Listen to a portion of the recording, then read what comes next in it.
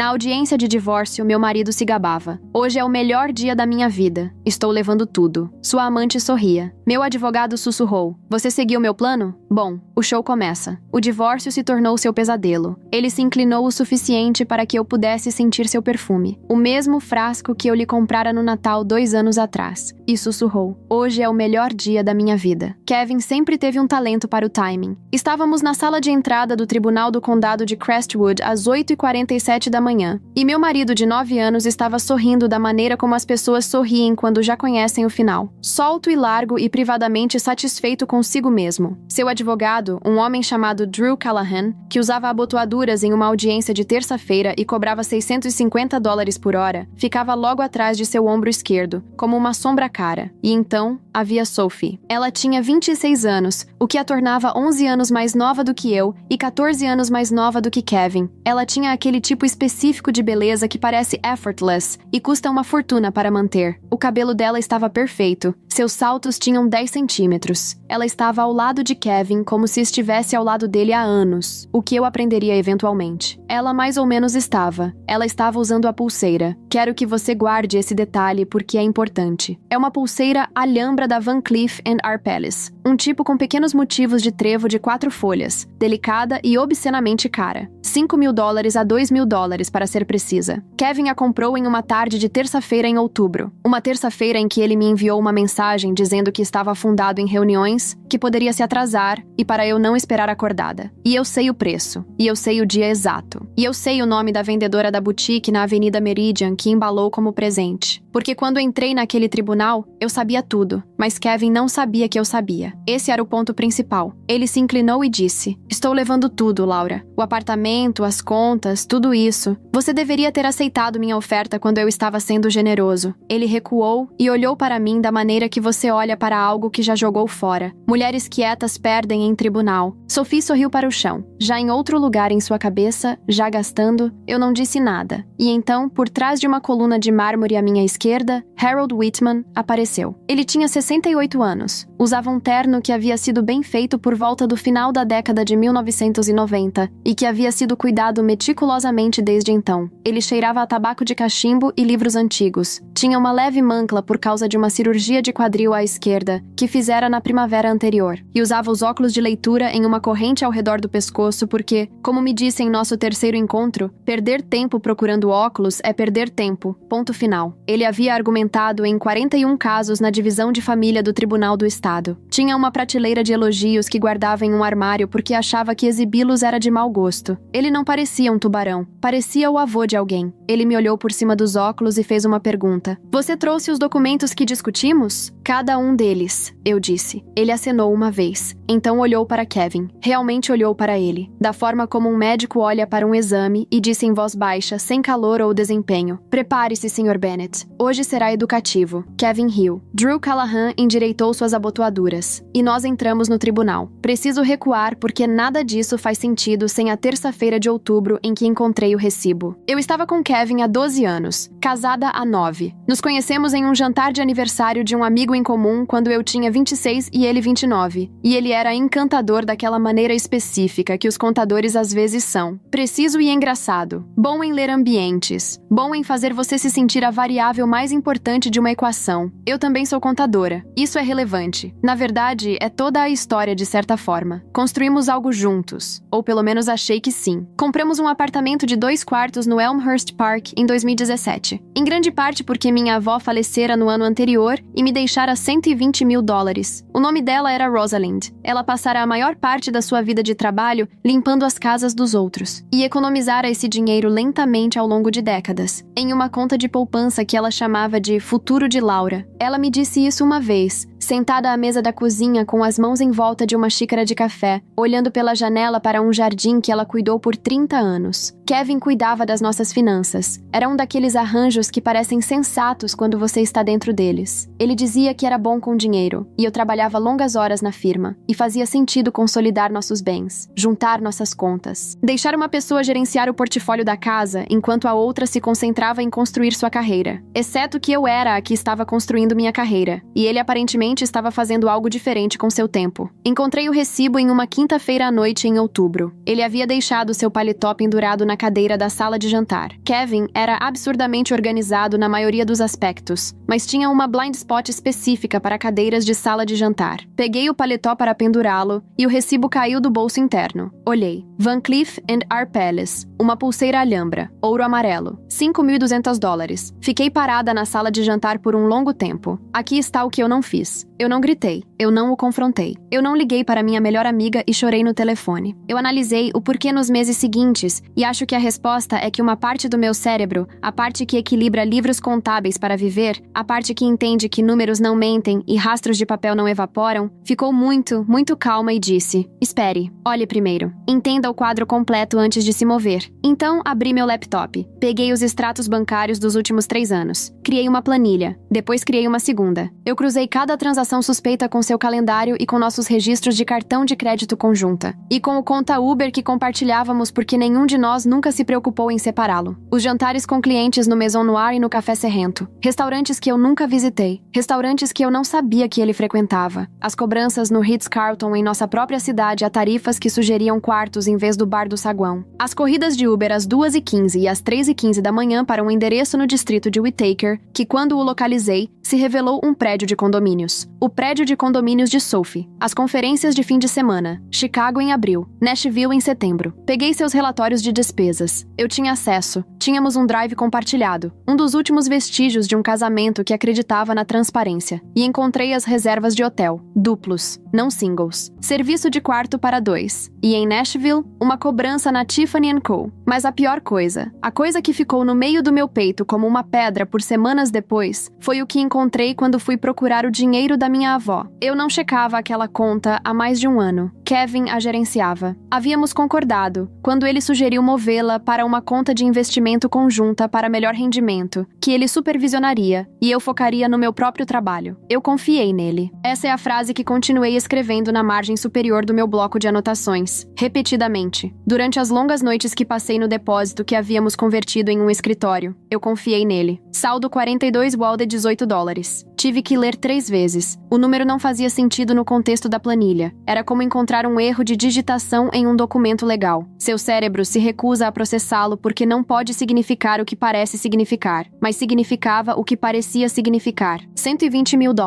Transferidos em parcelas ao longo de 26 meses. Pequenos o suficiente na maioria deles para evitar a ativação de bandeiras automáticas. Rastrear 2. Jogo offshore global. Aposte agora. Algo chamado Sunset Poker International, registrado em Malta. Kevin tinha um problema com jogos. E ele estava financiando isso com as economias de vida da minha avó. E ele estava financiando sua amante com o meu salário. E ele estava fazendo essas duas coisas simultaneamente há anos, enquanto me enviava mensagens dizendo que estava afundado em reuniões. Sentei no chão do depósito por cerca de 20 minutos. Então me levantei, fui à cozinha, servi um copo de água e voltei para a planilha. Encontrei Harold Whitman por meio de uma recomendação de um colega cuja irmã havia passado por um divórcio disputado 3 anos antes, envolvendo ativos ocultos. Meu colega descreveu Whitman como aterrorizante da melhor maneira possível, o que não é o tipo de descrição que geralmente aparece no site de um escritório de advocacia. Quando entrei em seu escritório, uma sala desordenada no 2º andar acima de uma lavanderia na Clement Street, com prateleiras que pareciam estar perdendo uma disputa estrutural com a gravidade, ele estava lendo algo por trás dos óculos na corrente e não olhou para cima imediatamente. Sente-se, disse ele. Estou só um momento. Sentei. Coloquei meu arquivo sobre a mesa. Ele estava com 7,5 centímetros de espessura naquele momento, com abas coloridas e uma tabela de conteúdo que eu formatei sozinha. Ele largou o que estava lendo e olhou para o arquivo. Então olhou para mim. O que você fez antes de se tornar uma cliente? Ele perguntou. Sou contadora sênior na Mercer e Flynn. Estou lá há 7 anos. Ele abriu o arquivo. Ele passou 22 minutos lendo. Eu sei por que cronometrei. Ele fez 4 perguntas durante aqueles 22 minutos. Todas precisas e técnicas sobre a cadeia de custódia dos registros bancários. Se as autorizações de transferência da conta de investimento tinham ambas as assinaturas ou apenas a de Kevin, sobre os nomes específicos das plataformas para as quais eu havia rastreado as transferências fichas de jogos. Seu rosto não mostrava nada. Sua voz não mostrava nada. Quando terminou, fechou o arquivo e disse: "Você não veio aqui em busca de simpatia. Eu vim pelos meus bens", eu disse. "E pela responsabilidade dele." Ele sorriu então, pequeno e discreto. E sim, um pouco aterrorizante. "Aqui está o que vamos fazer", disse ele. "Nada." Eu o encarei. O advogado dele é Drew Callahan. Drew Callahan é bom no que faz, que é projetar confiança na frente de um juiz e pressionar o advogado da parte oposta a aceitar acordos antes que alguém olhe muito de perto para as evidências. Ele vai protocolar primeiro e vai protocolar alto, e vai pintar você como uma cônjuge não contribuinte que está tentando complicar uma dissolução limpa. Ele fará ofertas. Elas parecerão quase razoáveis. E você diz não. Você diz não, e diz muito pouco além disso, e deixa Kevin acreditar que ele já ganhou. Whitman removeu os óculos e os limpou com a gravata. Deixamos que ele entre naquele tribunal completamente confiante. Deixamos que ele minta nos registros. E então o apresentamos à perjúria. As próximas 6 semanas foram as mais difíceis da minha vida. Drew Callahan protocolou uma petição alegando que Kevin era o principal contribuinte financeiro do nosso casamento, caracterizando minha renda como suplementar. Uma palavra que achei tão ofensiva que precisei colocar o documento de lado e sair para uma caminhada antes de conseguir terminá-lo. A petição buscava o apartamento, nossas contas de investimento conjuntas, e a contribuição de Kevin para o que foi descrito como um plano de aposentadoria antecipado mutuamente acordado. Não houve menção à herança da minha avó. Não houve menção a um ladrão e $20 mil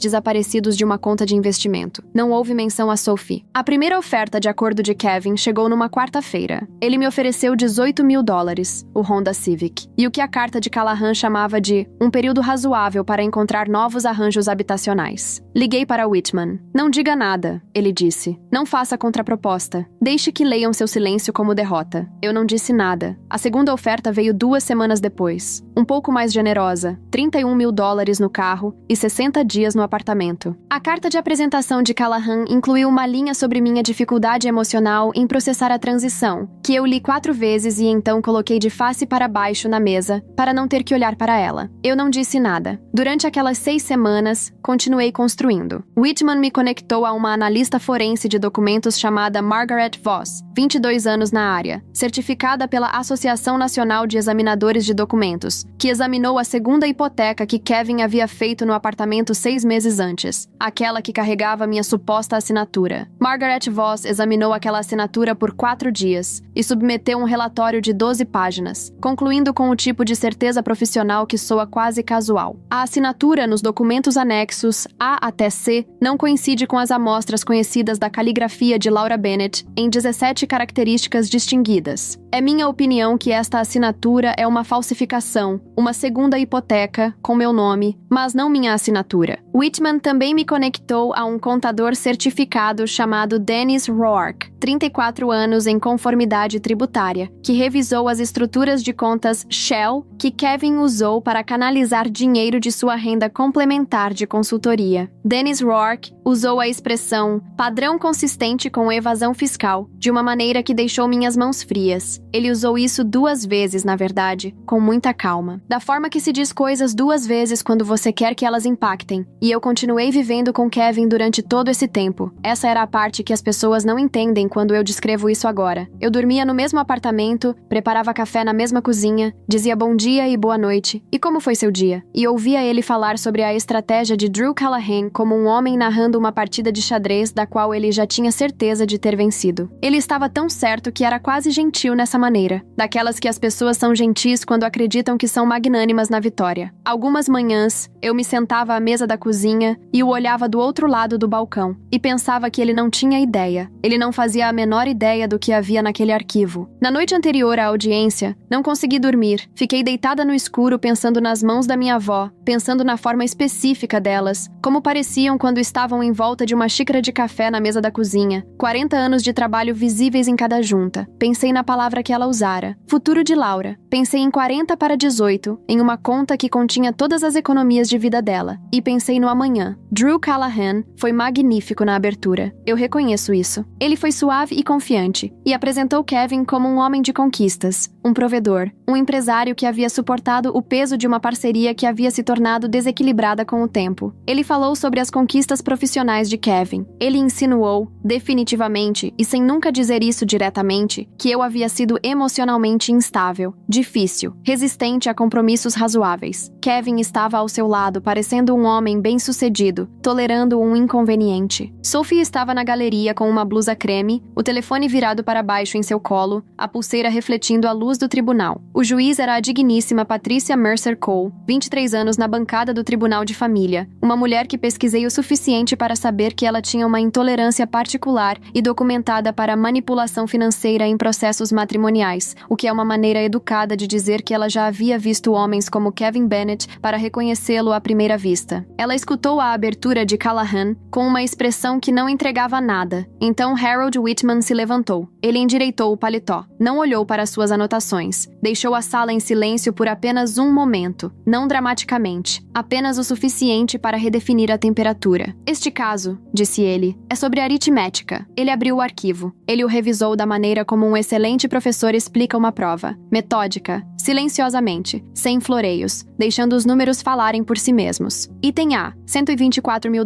transferidos da conta de herança da senhora Bennett para plataformas de jogos offshore ao longo de 26 meses, documentados com registros de transferência, registros de plataforma e IDs de transação, não perdas de mercado, não uma queda, não uma má administração de fundos, perdas de jogos, deliberadas, repetidas, documentadas. O advogado de Kevin fez uma objeção. A juíza Mercer Cole a rejeitou sem olhar para cima do documento que Whitman havia colocado diante dela. Item B. O pagamento inicial do apartamento, originário inteiramente da minha herança pessoal. Transferência bancária registrada, datada, inequívoca, e então a segunda hipoteca, executada 6 meses antes, com meu nome, e o relatório de 12 páginas de Margaret Voss sobre por que aquele nome não era minha assinatura. Kevin havia ficado muito calado. Callahan estava escrevendo algo rapidamente em seu bloco de notas. Whitman colocou o recibo da Van Cleef na mesa da juíza, leu a data em voz alta, leu o preço em voz alta e ao lado dele colocou uma fotografia. Sophie em um evento no terraço 3 semanas após a data da compra, usando a pulseira. A imagem estava clara o suficiente para mostrar o padrão dos motivos Alhambra. Whitman observou, em voz baixa, sem ênfase, que a compra havia sido categorizada nos registros comerciais de Kevin como apreciação do cliente Q4. A juíza Mercer Cole olhou para a fotografia. Ela olhou para Sophie na galeria. Sua expressão não mudou, mas algo mudou por trás de seus olhos. A mão de Sophie se moveu para o pulso antes que ela pudesse impedir. Ela olhou para a pulseira como se tivesse se tornado algo completamente diferente. Tarde demais. Finalmente, Whitman disse, e sua voz caiu meio tom. No decorrer do rastreamento dessas transações, a senhora Bennett, uma contadora sênior com 7 anos de experiência profissional, identificou uma receita desviada por uma série de entidades de consultoria, Shell, em um padrão consistente com a ocultação deliberada de receita tributável. Ele colocou a pilha final de documentos na mesa, a análise de Dennis Roark, as estruturas de contas Shell, os números de renda que Kevin havia relatado, versus os números de renda que as transferências implicavam. O senhor Bennett não apenas fraudou sua esposa, disse Whitman. Ele fraudou o governo. A sala estava absolutamente silenciosa. Kevin me olhava do outro lado do tribunal, e eu assistia ao que aconteceu em tempo real. O colapso da versão dele que ele havia trazido. A versão que me disse que as mulheres quietas perdem em tribunal. O sorriso, desaparecido. A postura solta e confiante, desaparecida. A confiança que estava tão certa do final. No lugar, algo cru e assustado. E muito, muito pequeno. A juíza Mercer Cole colocou os documentos de lado e olhou para Kevin da maneira como eu imaginava que ela olhou para uma longa sucessão de homens antes dele. Não com raiva, não com desprezo, com algo que havia se movido além de ambas as coisas em uma espécie de clareza cansada e exata. Sr. Bennett, disse ela, você entrou no meu tribunal como uma vítima. Os registros dizem o contrário. Callahan pediu um intervalo. A juíza negou. Eu li que as deliberações do Tribunal de Família levam dias, às vezes semanas. A digníssima Patricia Mercer Cole levou 11 minutos. O apartamento era meu. A hipoteca fraudulenta criada pela falsificação da segunda hipoteca era problema legal e financeiro de Kevin. As perdas da herança, $124 mil